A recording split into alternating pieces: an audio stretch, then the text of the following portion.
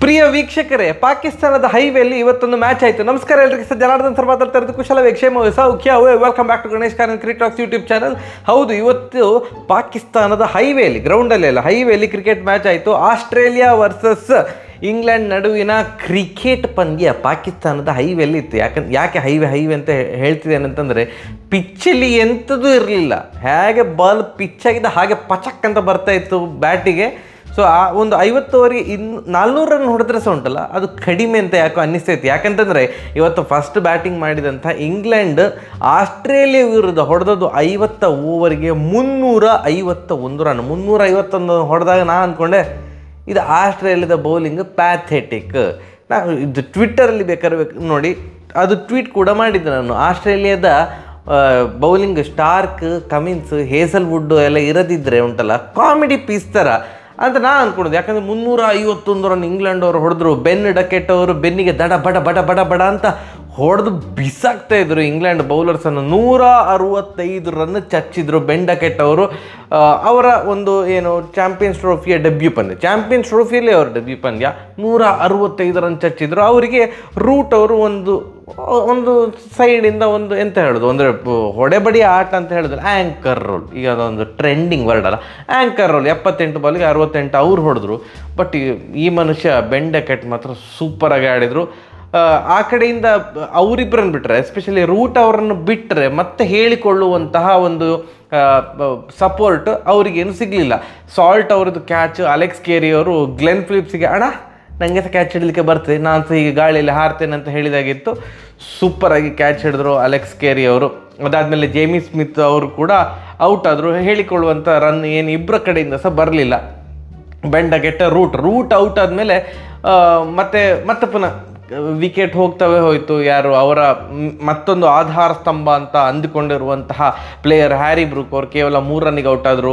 40 over ಹತ್ರ ಆಗುವಾಗ ಜಾಸ್ ಬಟ್ಲರ್ ಅವರು ಬಂದದ್ದು ಆಡಲಿಕ್ಕೆ. 35 ಓವರ್ ಆದಮೇಲೆ ವಿಕೆಟ್ ಬಿದ್ದ ಅಂತ ಅಂದ್ಕೊಳ್ತಾನೆ. ಹ್ಯಾರಿ ಬ್ರೂಕ್ ಅವ್ರದ್ದಲ್ಲ, ರೂಟ್ ಅವ್ರದ್ದಲ್ಲ, ಬಿದ್ದ ಮೇಲೆ ಬಂದಂತಹ ಆಟಗಾರ ಜಾಸ್ ಬಟ್ಲರ್ ಅವರು. ಜಸ್ಟ್ 20+23 ರನ್ಸ್ ಅಂತ ಅಂದ್ಕೊಳ್ತೇನೆ. ಈವನ್ ಜೀವಂತ ಕಲ್ಲು ಲಿವಿಂಗ್ಸ್ಟನ್ ಅವರು ಒಂದು 14 ರನ್ ಹೊಡೆದ್ರು. ಉಳಿದವರು ಎಲ್ಲರೂ ಕೂಡ ಸಹ ಒಂದು ಸರಿಸುಮಾರು 100 ಸ್ಟ್ರೈಕ್ ರೇಟಲ್ಲಿ ಹೊಡೆದದ್ದು. ಲಾಸ್ಟಿಗೆ ಜಾಫ್ರಾ ಆರ್ಚರ್ 10 ಬಾಲಿಗೆ 21 ರನ್ ಹೊಡೆದು ಏನು ತಂಡದ ಸ್ಕೋರನ್ನು 350 ಗಡಿ ದಾಟಿಸಿದರು. ಬಟ್ ನಾವೆಲ್ಲ ಅಂದ್ಕೊಳೋದು ಏನಂತಂದರೆ, ಸಾಕು, ಬೇಜಾನ್ ಸಾಕು ಬ್ರೋ. ಯಾಕಂತಂದರೆ ಚಾಂಪಿಯನ್ಸ್ ಟ್ರೋಫಿಯ ಹಿಸ್ಟ್ರಿಯಲ್ಲಿ ಇದೇನಾದರೂ ಈ ಸ್ಕೋರ್ ಸಕ್ಸಸ್ಫುಲ್ ಚೇಸ್ ಆದರೆ ಅದೊಂದು ರೆಕಾರ್ಡ್ ಕ್ರಿಯೇಟ್ ಆಗ್ತದೆ. ಚಾಂಪಿಯನ್ಸ್ ಟ್ರೋಫಿ ಅಂತಲ್ಲ, ICC ಟೂರ್ನಮೆಂಟ್, ODI ಟೂರ್ನಮೆಂಟ್ಸ್ ಯಾವುದೆಲ್ಲ ಇರ್ತದೆ, ವರ್ಲ್ಡ್ ಕಪ್ಸ್ ಆಗಿರ್ಬೋದು, ಚಾಂಪಿಯನ್ಸ್ ಟ್ರೋಫಿ ಆಗಿರ್ಬೋದು, ಇದರಲ್ಲಿ ಈ ಸ್ಕೋರ್ ಏನಾದರೂ ಸಕ್ಸಸ್ಫುಲಿ ಚೇಸ್ ಆದರೆ ಇದೊಂದು ದೊಡ್ಡ ರೆಕಾರ್ಡ್ ಕ್ರಿಯೇಟ್ ಆಗ್ತದೆ ಅಂತ ಇತ್ತು. ಮಾಡಿದ್ರಲ್ಲ ಮಾರ್ರೆ, 351 ರನ್ನು ಸಹ ಸಾಕಾಗೋದಿಲ್ಲ ಪಾಕಿಸ್ತಾನದ ಹೈವೇಲಿ ಅಂತ ಪ್ರೂವ್ ಮಾಡಿದರು. ಅಲ್ಲಿ ಸಾಲ್ಟ್ ಮತ್ತು ಜೇಮಿ ಸ್ಮಿತ್ ಹೇಗೆ ಕ್ಲಿಕ್ ಆಗಲಿಲ್ವೋ, ಇಲ್ಲಿ ಇವರ ಓಪನರ್ಸ್ ಹೆಡ್ ಬೇಗ ಔಟ್ ಆದರು. ಹೆಡ್ ಅವರು ರಿಟರ್ನ್ ಕ್ಯಾಚ್ ಕೊಟ್ಟರು ಜಾಫ್ರಾ ಆರ್ಚರ್ಗೆ. ಹಾಗೆಯೇ ಸ್ಮಿತ್ ಅವರು ಕೂಡ ಸಿಂಗಲ್ ಡಿಜಿಟ್ ಔಟ್ ಆದರು. ಇವರಿಬ್ಬರು ಸಿಂಗಲ್ ಡಿಜಿಟಿಗೆ ಔಟ್ ಆದಮೇಲೆ ಮತ್ತೆ ಯಾರೆಲ್ಲ ಆಟ ಆಡಿದ್ದಾರೆ ಎಲ್ಲರೂ ಕೂಡ ಚಿತ್ರಾನ್ನ. ಮ್ಯಾಥ್ಯೂ ಶಾರ್ಟ್ 63 ರನ್ ಹೊಡೆದ್ರು. ಮತ್ತು ಇವರು ಲಬುಶೈನ್ ಅವರು ಕೂಡ ಚೆಂದ ಮಾಡಿ ಆಡಿದರು. 47 ರನ್ ಅಂತ ಅಂದ್ಕೊಳ್ತೇನೆ. ಹೌದು, 47 ರನ್ ಹೊಡೆದ್ರು. ಬಟ್ ಅವರಿಬ್ಬರಕ್ಕಿಂತನೂ ಮತ್ತೆ ಇಬ್ಬರು ಪ್ಲೇಯರ್ಸ್ ಬಗ್ಗೆ ಮಾತಾಡಬೇಕು. ಯಾರು ಅಂತಂದರೆ ಜಾಶ್ ಇಂಗ್ಲಿಷ್ ಮತ್ತು ಅಲೆಕ್ಸ್ ಕೇರಿ. ಇಬ್ಬರು ಸಹ ವಿಕೆಟ್ ಕೀಪರ್ ಬ್ಯಾಟ್ಸ್ಮನ್. ಅಲೆಕ್ಸ್ ಕೇರಿ ಆದಮೇಲೆ ಬಂದಂತಹ ಆಟಗಾರ ಜಾಶ್ ಇಂಗ್ಲಿಷ್ ಆಗಿತ್ತು. ಅಂದರೆ first Alex ಕೇರಿಯೇ proper wicket keeper ಆಗಿಯೇ ಆಸ್ಟ್ರೇಲಿಯಾಗೆ ಆಡ್ತಾ ಇದ್ದದ್ದು. ಅದಾದಮೇಲೆ ಜಾಶ್ ಇಂಗ್ಲಿಷ್ ಬಂದರು ತಂಡಕ್ಕೆ. ಓ ಮೈ ಗಾಡ್, ಜಾಶ್ ಇಂಗ್ಲಿಷ್ ಅವರು ರೀಸೆಂಟಾಗಿ ಶ್ರೀಲಂಕಾ ಸೀರೀಸಲ್ಲಿ ಅವರ ಒಂದು ಡೆಬ್ಯೂ ಟೆಸ್ಟ್ ಸೀರೀಸ್ ಆಗಿತ್ತು. ಅದರಲ್ಲಿ ಡೆಬ್ಯೂ ಮ್ಯಾಚಲ್ಲೇ 100 ಹೊಡೆದಿದ್ರು, if I am not wrong. ಈಗ ODI ಚಾಂಪಿಯನ್ಸ್ ಟ್ರೋಫಿಯಲ್ಲಿ ಅವರಿಸ ಚಾಂಪಿಯನ್ಸ್ ಟ್ರೋಫಿದು ಡೆಬ್ಯೂ ಮ್ಯಾಚ್ ಅಂತ ನಾನು ಅಂದ್ಕೊಳ್ತೇನೆ. Sorry if I am wrong. ಎಂಥ ಆಟ ಮಾರ! 80 ಬಾಲಿಗೆ 120 ರನ್, 86 ಬಾಲಿಗೆ. ಓ ದೇವ, 8 4 6 6 ಮತ್ತು ಅವರಿಗೆ ಕರೆಕ್ಟ್ ಸಾಥ್ ಕೊಟ್ಟಂತಹ ಆಟಗಾರ ಅಲೆಕ್ಸ್ ಕೇರಿ 69 ರನ್ ಹೊಡೆದ್ರು. ಇವರ ಪಾರ್ಟ್ನರ್ಶಿಪ್ಪೇ 142 ರನ್ನು. ಅಂದರೆ ಇದು ಚೇಸ್ ಕೈ ತಪ್ಪಿ ಹೋಗ್ತಾ ಉಂಟಂತ ಎಲ್ಲಿ ಕೂಡ ಅನ್ನಿಸ್ತಾನೇ ಇರಲಿಲ್ಲ. ಅಲ್ಲಿ ನಾನು ಹೇಳಿದ್ನಲ್ಲ, ಇದು ಎಂಥ ಆ್ಯಂಕರ್ ರೋಲು. ಅಲ್ಲಿ ಬೆನ್ ಡಕೆಟ್ ಅವರು 140 ಬಾಲಿಗೆ 165 ಹೊಡೆದ್ರೆ ಮಿಕ್ಕಿದಂಥ ಎಲ್ಲ ಆಟಗಾರರು ಜಾಫ್ರಾ ಆರ್ಚರ್ ಅವರನ್ನು ಬಿಟ್ಟು ಮಿಕ್ಕಿದವರೆಲ್ಲರೂ ಕೂಡ ನಿಯರ್ಲಿ ಒಂದು 100 ಸ್ಟ್ರೈಕ್ ರೇಟ್ ಹತ್ತಿರ ಇತ್ತು. ಎಲ್ಲರೂ ಸಹ ಒಂಥರ ಆ್ಯಂಕರ್ ರೋಲ್ ಥರ ಆಡ್ತಾಯಿದ್ರು. ಜೋ ರೂಟ್ ಆಗಿರ್ಬೋದು, ಬಟ್ಲರ್ ಆಗಿರ್ಬೋದು, ಲಿವಿಂಗ್ಸ್ಟನ್ ಆಗಿರಬಹುದು, ಇವ್ರದ್ದೆಲ್ಲ ಕೂಡ 100 ಹತ್ತಿರ ಸ್ಟ್ರೈಕ್ ರೇಟ್ ಇತ್ತು. ಬಟ್ ಇಲ್ಲಿ ನೋಡಿ ಜಾಶ್ ಇಂಗ್ಲಿಸ್ ಆಗಿರ್ಬೋದು, ಅಲೆಕ್ಸ್ ಕೇರಿ ಮತ್ತು ಲಾಸ್ಟಿಗೆ ಬಂದಂಥ ಮ್ಯಾಕ್ಸ್ವೆಲ್, ಆ ಮನುಷ್ಯ 15 ಬಾಲಿಗೆ 32 ರನ್ನು. ನಮ್ಮದು 200 ಸ್ಟ್ರೈಕ್ ರೇಟ್ ಮೇಲೆ ಎಲ್ಲರೂ ನಾಯಿಗೆ ಹೊಡೆದು ಜಸ್ಟ್ 47.3 ಓವರ್ಸಲ್ಲಿ ಟಾರ್ಗೆಟ್ ರೀಚ್ ಆಗಿದೆ. 352,000 ಟಾರ್ಗೆಟ್ ಅಲ್ಲ ಅನ್ನೋ ರೇಂಜಿಗೆ ಸರ್ರಿ ಹೊಡೆದಾಕಿದ್ರು. ಭರ್ಜರಿ ಜಯ. ಈ ಒಂದು ಸೋಲಿನಿಂದ ಇವರು ಅಂದ್ಕೊಳ್ತಾರೆ ಇಂಗ್ಲೆಂಡ್ ಅವರು, ಇದೆಂತ ಮಾರ್ರೆ, ನಾವು ಭಾರತಕ್ಕೆ ಹೋಗಿದ್ವಿ ODI ಸೀರೀಸು, ಅಲ್ಲಿ ಹಣ್ಣುಗಾಯಿ ನೀರುಗಾಯಿ ಮಾಡಿ ಹಾಕಿದ್ರು. ಅದಾದಮೇಲೆ ಒಂದು ಸ್ವಲ್ಪ ಆದರೂ ಶಾಂತಿ ಸಿಗ್ಬೋದು ಅಂತ ಪಾಕಿಸ್ತಾನಕ್ಕೆ ಬಂದರೆ ಇಲ್ಲಿ ಅದರ ಡಬಲ್ ಮರ್ಯಾದೆ ಹೋಗ್ತಾ ಉಂಟು ನಮಗೆ ಅಂತ. ಯಾಕಂತಂದರೆ 351 ರನ್ ಹೊಡೆದು ಸಹ ಡಿಫೆಂಡ್ ಮಾಡಲಿಕ್ಕೆ ಆಗೋದಿಲ್ಲ ಅಂತಂದರೆ ನಾ ಟ್ವೀಟ್ ಮಾಡಿದ್ದು ವಾಪಸ್ಸಿಗೆ ಟ್ವೀಟ್ ಮಾಡಬೇಕಾ ಅಂತ.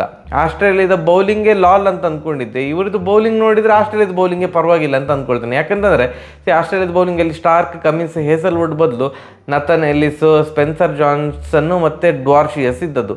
ಅವರೇ 3 ಜನ ಕೂಡ ಹೊಸೊಬ್ಬರು. ಮತ್ತು ಜಾಂಪನ್ ಎಕ್ಸ್ಪೀರಿಯನ್ಸ್ಡ್ ಬೌಲರು. ಮ್ಯಾಕ್ಸ್ವೆಲ್ ಅವರು ನಾಟ್ ದಿ ಪ್ರೈಮರಿ ಬೌಲರ್, ಅವರು ಒಂಥರ ಪಾರ್ಟ್ ಟೈಮ್ ಬೌಲರ್ ಥರ ಇರುವಂಥ ಆಟಗಾರ. ಸೊ ಇವರನ್ನೆಲ್ಲ ಇಟ್ಕೊಂಡಿದ್ದಂತಹ ಬೌಲಿಂಗ್ ತಂಡ ಹಾಗಾದರೆ 351ಕ್ಕೆ ರಿಸ್ಟ್ರಿಕ್ಟ್ ಮಾಡಿದ್ದು ದೊಡ್ಡ ಸಾಧನೆ ಅಂತ ಅಂದ್ಕೊಳ್ತೇನೆ ಈ ಹೈವೇಲಿ. ಯಾಕಂದರೆ ಆಸ್ಟ್ರೇಲಿಯಾದ ಬ್ಯಾಟಿಂಗ್ ನೋಡಿದ ಮೇಲೆ ಇಂಗ್ಲೆಂಡ್ ಇದು ಆಸ್ಟ್ರೇಲಿಯಾದ ಬೌಲಿಂಗ್ ಪರವಾಗಿಲ್ಲ ಮಾರ. ಯಾಕಂತಂದರೆ ಇಂಗ್ಲೆಂಡಿದು ಬೌಲರ್ಸು ಮಾರ್ಕ್ ವುಡ್ ಎಷ್ಟು ಫಾಸ್ಟಲ್ಲಿ ಎಸಿತಿದ್ರಲ್ಲ ಅಷ್ಟೇ ಫಾಸ್ಟಾಗಿ ದಡಬಡ ಅಂತ ಎಲ್ಲ ಗಾಳಿಯಲ್ಲೇ ಹೋಗ್ತಾ ಇತ್ತು.